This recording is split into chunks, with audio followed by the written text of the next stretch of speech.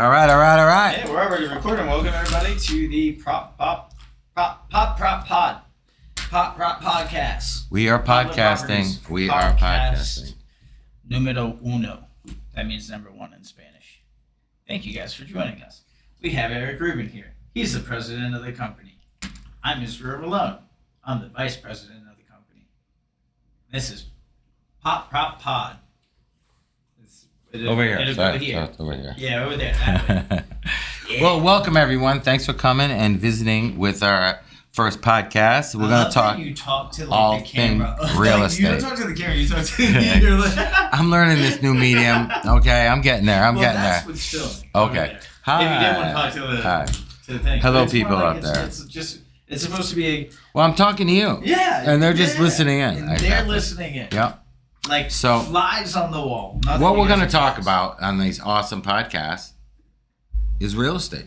Yeah. All things real estate. A bunch of different stuff related to real estate. Yeah. It's going to be fun. It's going to be a blast. Some wild stuff. We actually don't know how fun it's going to be. It's going to be crazy. This is the first one that we've done. Yeah. It'll go crazy. We heard it's a good time. We are sponsored by Starbucks. Yes. Try their new olive oil coffee.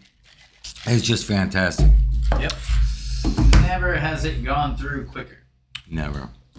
Yeah. We're lucky here because we have two Starbucks on either end of basically the block here. So we walk up here, we can go to Starbucks. We walk down there, we can go to Starbucks. Yep. So. We're located right in Faneuil Hall for South Market Place. Yes, so, we are. Don't be weird about that. Come on down. Yeah, I guess. Be weird about it. Pop into the Pop Prop office. Come on in. Come on in. We have had a lot of people come by today, actually. We were very busy today. Surprisingly busy day. Crazy day. It was a great weekend for the popular properties. We got a lot of new agents, and the agents are just taking off. Let's see. I mean, it's the 21st today, so that means that we have, one final... All right, so like one solid weekend, and then next weekend... It's just a buzz, but... It's going to be 4th of July. Yep. It's going to be gone, dude. You throwing a barbecue for 4th of July? I have to. Let's come on over. You really do. But yes, I mean, you got to notify people now. I'm going to have to notify. No one's going to go if, you all right, I'm going to have to notify everyone. Yeah. Go to his house. No. Wait. Yeah. No. Yeah, we'll barbecue it. Let's barbecue at my house. I got the new grill. Yeah, the new flat top. And you just redid your place. Yeah, you guys got to come see it. We're going to have a party. Yeah. It's going to be a party. That'd be amazing. Yeah, with good times.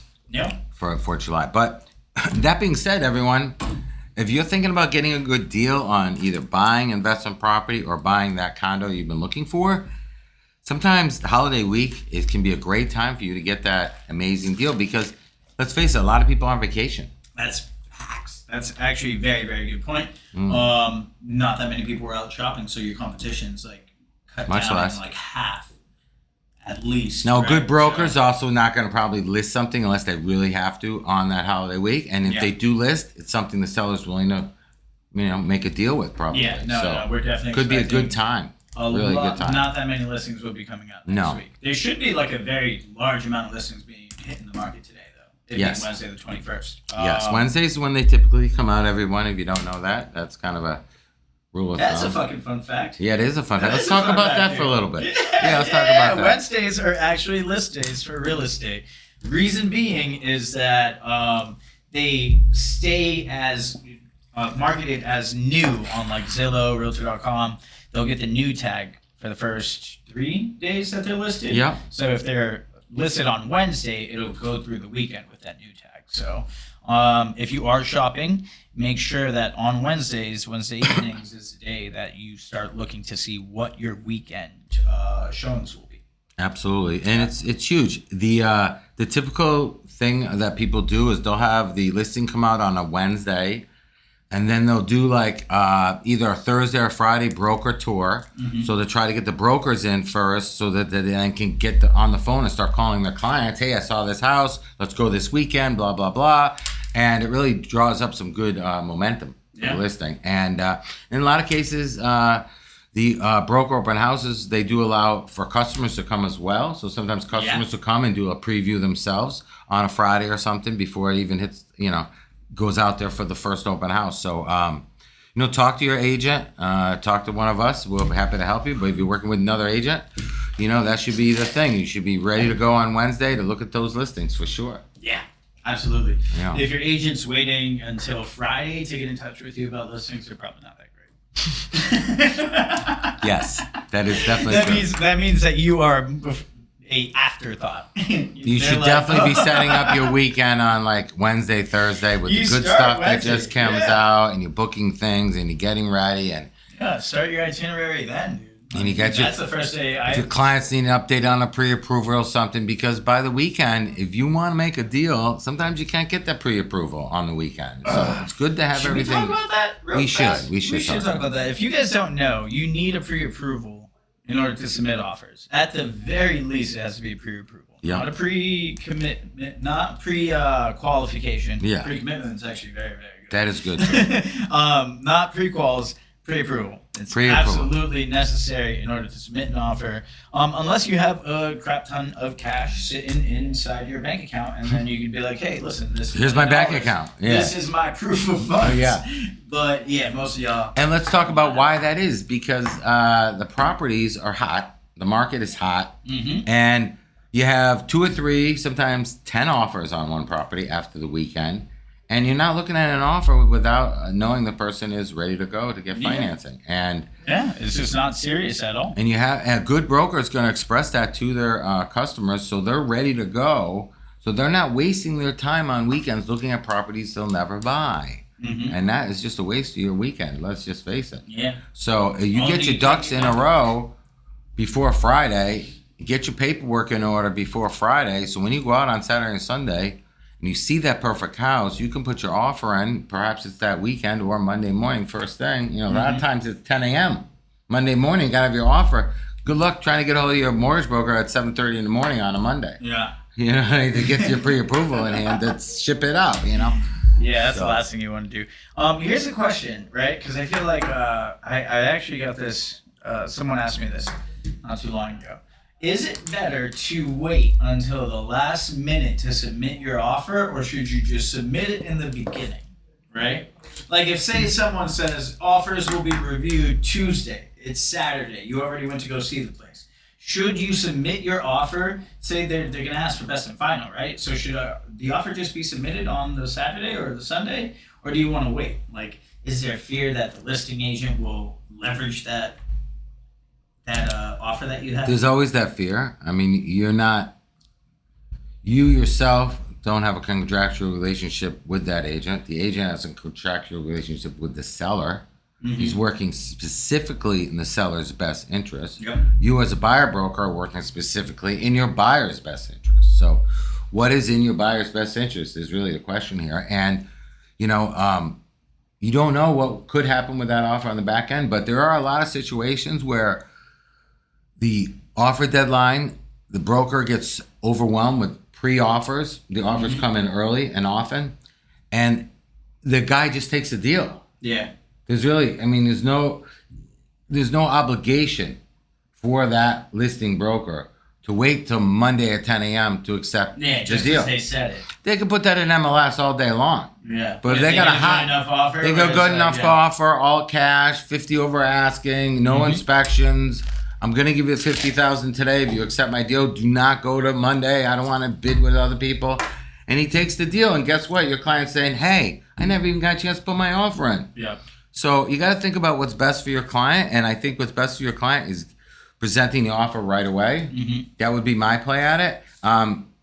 If somebody wants to do something underhanded, even if you submit your offer at the time the offer deadline's due, and the broker wants to be slimy and not submit your offer and only submits his offers, you still have no control over that. Yeah. Okay. And also, if you're doing your best and final, if that's the maximum you could go, then, which you should always be doing, right? If you're going to submit your offer, negotiations don't really happen like you'd think that they happen. I feel like people this isn't 1974. I can submit this offer, and then we got all this time to, go back and forth with counter offers. That's not how it happens, guys. There's like 30 offers on properties sometimes. If it's appropriately listed, like for a good price, and it looks very good, it has good marketing, that thing's going to be gone within the first 7 days. Like the first open house is going to have a ton of offers already. A good agent so you have to have your best foot forward. A good agent is going to sit down with the customers in advance of looking at properties, have a consultation like you always do with your clients, Israel, and you go over the market. You go over what's expected. You go over what's needed to in this market today to make a deal happen. And normally your customers are thanking you for doing that, and it puts them in a different mindset than just letting them think about what their cousin did 7 years ago in Arizona, bought a foreclosed house once. Great. It don't matter. What's happening here in Boston in 2023 is what's happening here in Boston. So what the price per square footage and how many days on market and what's happening right now, you have to be ready to make those deals. And it's a lot of that is the broker spending time with their customers and expressing what is going on. And it's a communication like anything else in this industry. And if you have that pre-meeting, it may only take 10 or 15 minutes. It may take a half hour. You go over listings. You go over, you know what I mean? I don't know how, yours About may be half an hour to an hour long, man. So there you go. We review a decent amount of things. You need to dive in there a little bit and really help the customer, because then the customer, not only does he thank you for the knowledge that you provided him, because let's face it, knowledge is power. Yep. And if you go into these situations without the knowledge, you're really not doing your customer justice. It's not about the transaction. It's about helping the customer. And the customer needs to feel confident about the transaction. And we're talking about purchasing property for the most part. You have to feel that it's a good purchase. And you need to know that you're not overpaying or underpaying on price per square footage. Yeah, how many times have you had to deal with somebody? Yeah, and you got offers going back beyond the appraised value. Yeah, like the property's not going to appraise for how much you're wanting to have your buyer submit. Are they paying out of pocket for the rest of this, or what's happening? Yeah, that's tough. If your agent's not, validating say they tell you, hey, you should go this price, and you say, hey, why don't we go a little bit extra?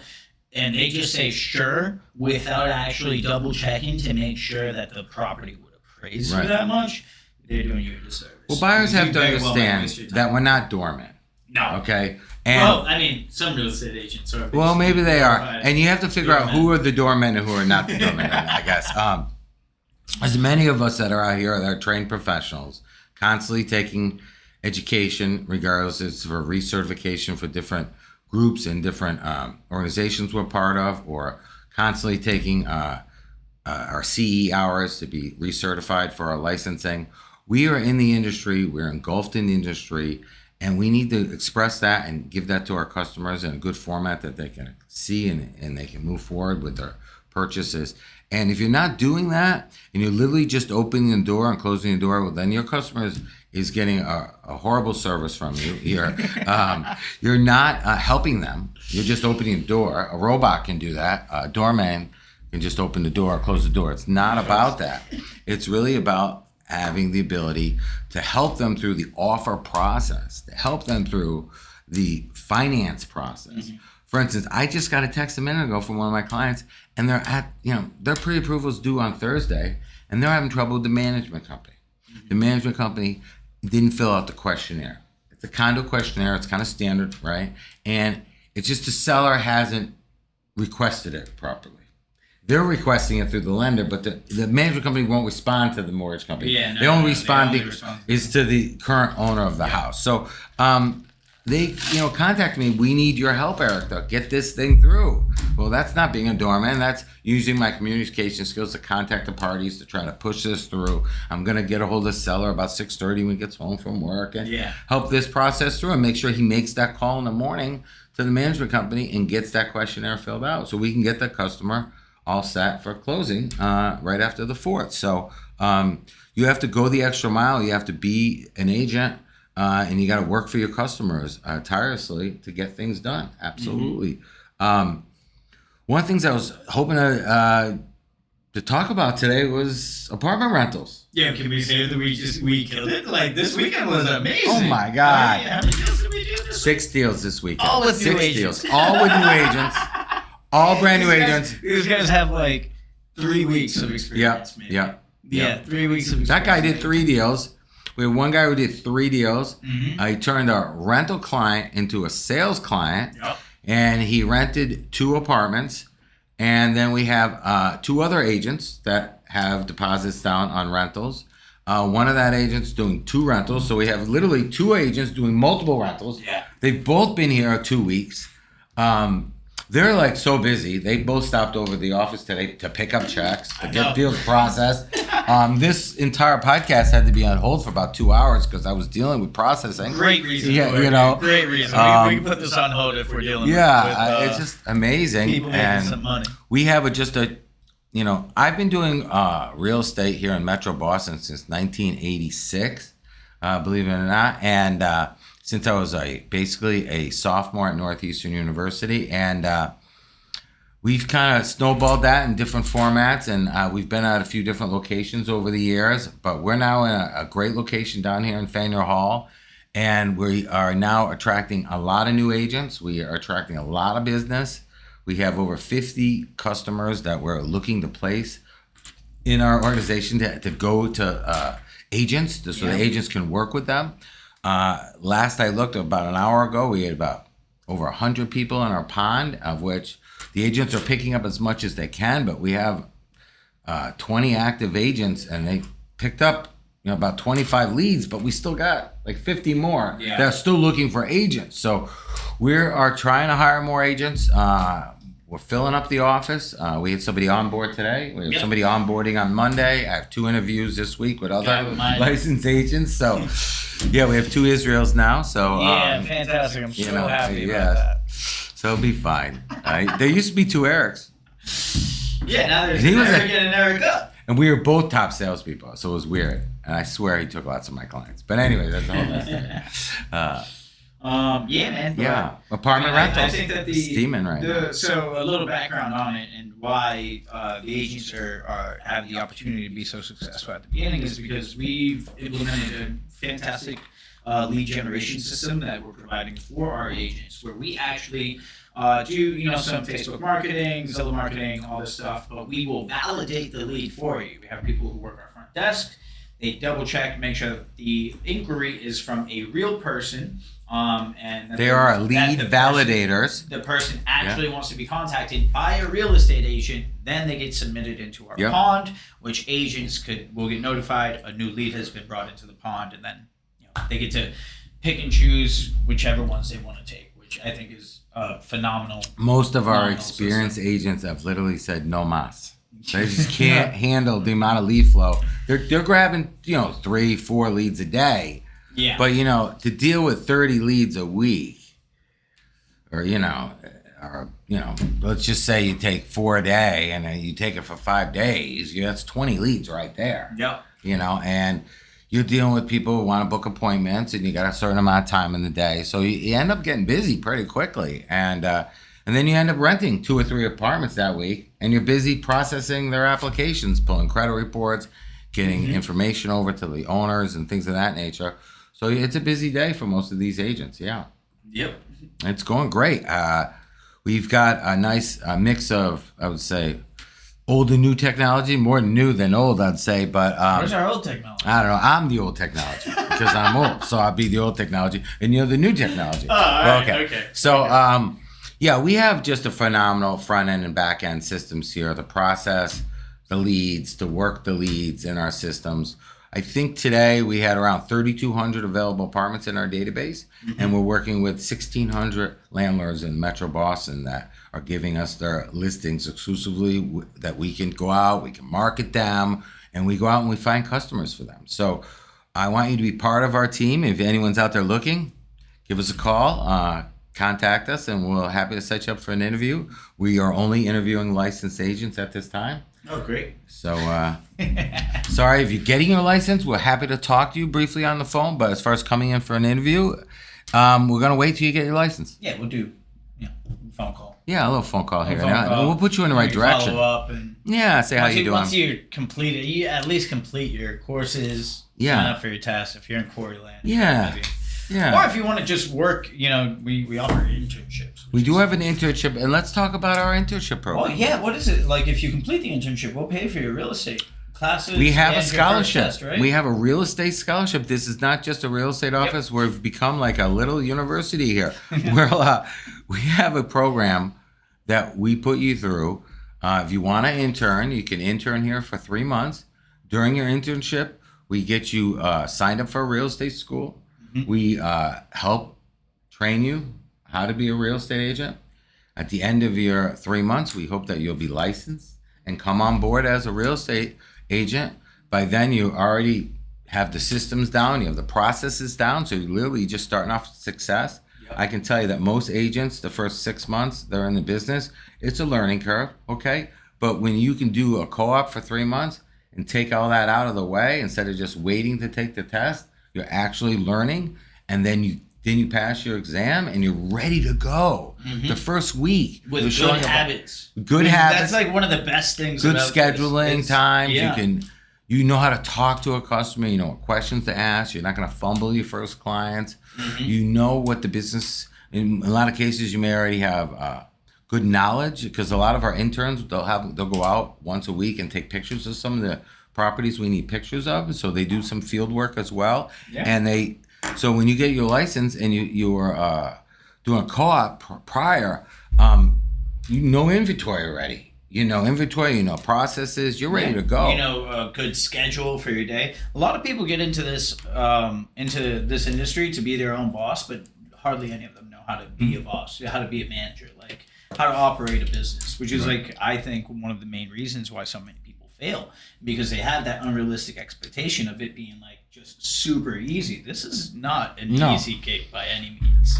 By any means. It's definitely one that requires a lot of attention, a lot of commitment, a lot of dedication, and a lot of knowledge. I mean, but we're here to show them that. And I think that the people, the agents who end up working the front desk actually get to establish that in the beginning, because they have our schedule to emulate, basically, and then they just take that to their personal business, and then it's a lot easier to succeed when you know already the cheat sheet, right? Yeah, I'd say probably more than 50 or 60% of the people that get into this industry fail for one reason, and it's because they lack of training, and lack of support. Yep.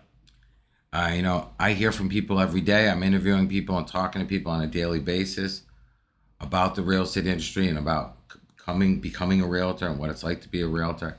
And a lot of these people tell me they go to other offices, it may have been, I don't want to name names, Caldwell Banker, Keller Williams, but and they just don't get they may pay $200 to take a weekend training course with some other Caldwell Banker agents at a training center somewhere, and they literally are paying for their own training.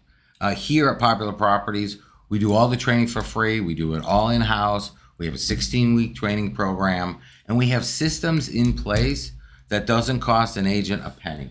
We don't even have desk fees. Nothing. It costs them nothing. We had a guy on board today, like I said. You get your first free CRM. His first day, basically everything that you could ask for.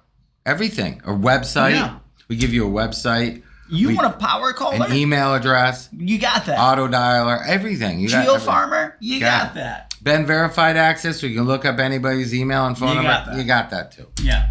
We're literally like... It's one stop. You just sign up and we're ready to start making money together. Yeah. It's an amazing thing, man. I mean, that's also one of the... another major reason that people find it so difficult to get into real estate is because, one, you're not paid hourly, right? You're paid by commission, which obviously the commissions are fantastic. You could easily make over $100K a year by doing this job and not working that hard.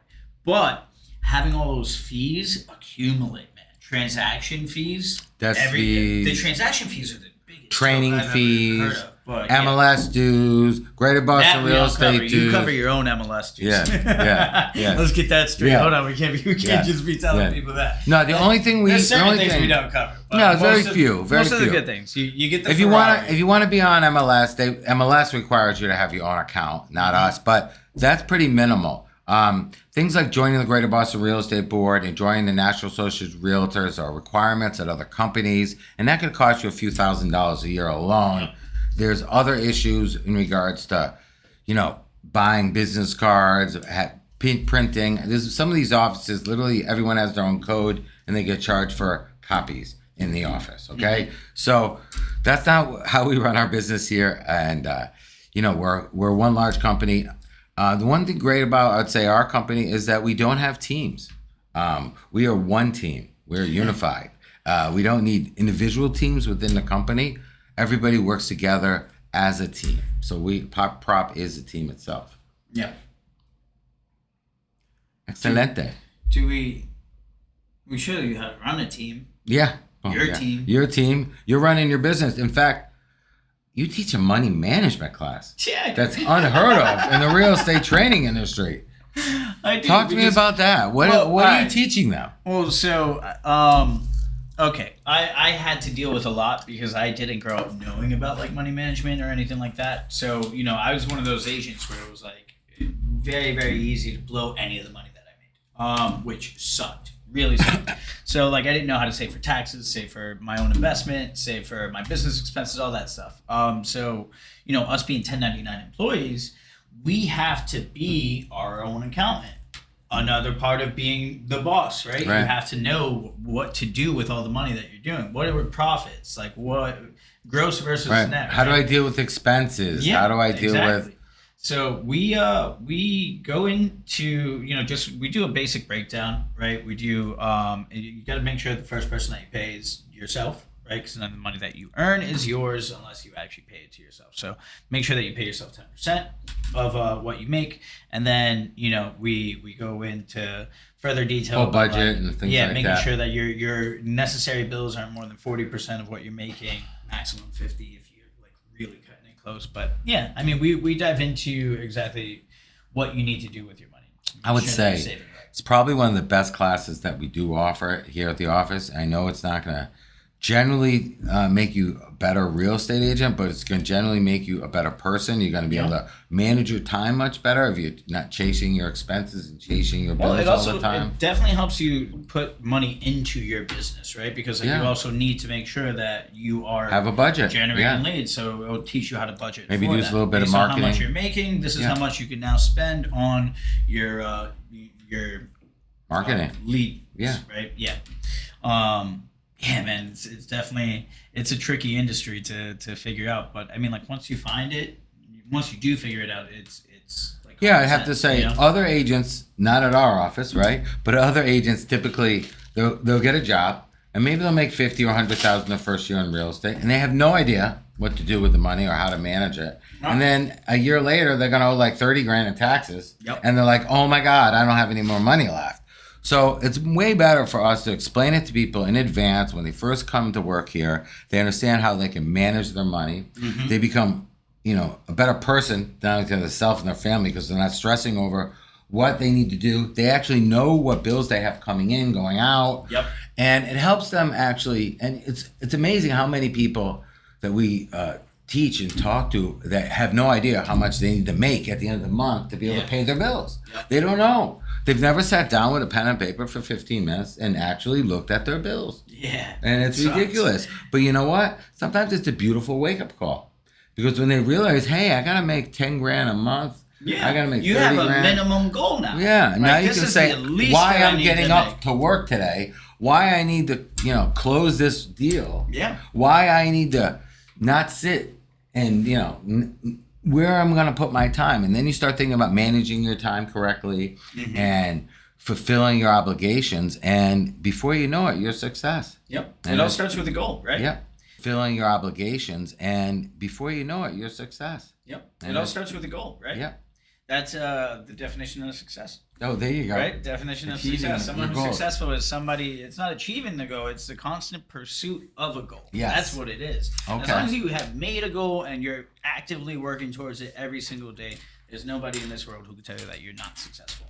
So, that's all we want to instill in everybody.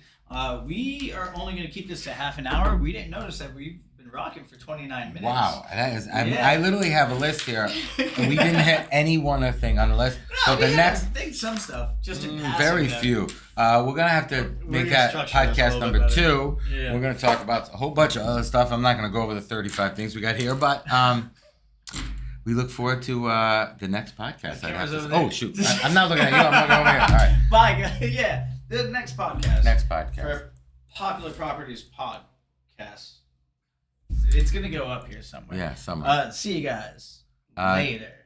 Do we have a sign off? Is that So, ciao, Bella. Ciao, Bella. Ciao, Bella. Bye.